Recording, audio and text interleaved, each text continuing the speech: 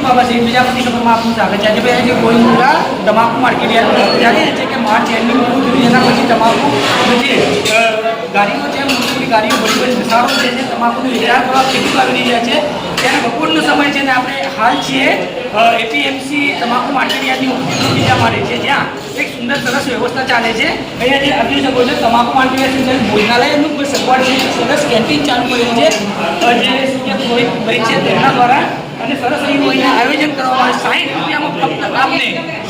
ફક્ત આપને ભરપેટે ભોજન જમાડવામાં દરેક ખેડૂત મિત્રો ભાઈ અહીંયા આવીને ખુશ થાય છે અને જમીન એમ નિરાશ અનુભવે છે ત્યારે આપણી સાથે ખેડૂત મિત્રો છે ખેડૂત ભાઈઓ છે તેમની સાથે વાતચીત કરીશું ને વધુ જાણકારી મેળવીશું કે આજે કેન્ટીન છે કેવું બનાવે છે કેમ તમારું સારું પણ આવે છે ખેડૂતો માટે ભરપેટ જમીએ છે. શું નામ છે આપનું કઈ બાજુથી આવ્યો માણસા માણસાના ખેડૂત છે ને આમ કેટલી જાતનું શાક હોય છે ને શું હોય છે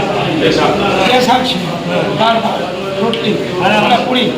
છાશ છાછે છે છાશ સહિતનું છે 60 રૂપિયામાં છાછે છે સાથે સાથે અથાણાનું બી એક મરચા છે લીલા મરચા જે છે જે સરસ છે કેવું છે એમ મરચાનું સારું લાગે છે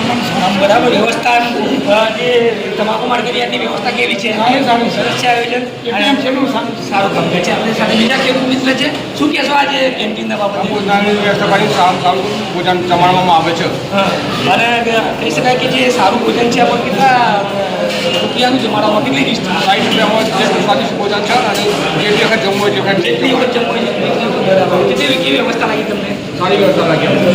કઈ બાજુ ના જો તાલુકાને પૂછી કિંમત પહેલાં તારો પૂછી ગમે છે આપણી સાથે બીજા ખેડૂત મિત્ર છે એમની સાથે પણ વાતચીત કરીશું શું કેવું છે કેન્ટીનમાં કેવું જમવાનું છે એની સગવડ છે કેટલા રૂપિયા છે કેવું જમાડે છે એમાં તો પૂરી મરચાં બે શાક દાળ ભાત કેવું લાગે આમ તમે ક્યાંથી આવો છો અને મતદાર તાલુકા વિજાપુર કેવું લાગે વિજાપુરની સગવડ તમાકુ માર્કેટ યાર્ડની સગવડ કેવી લાગી તમને સારામાં સારી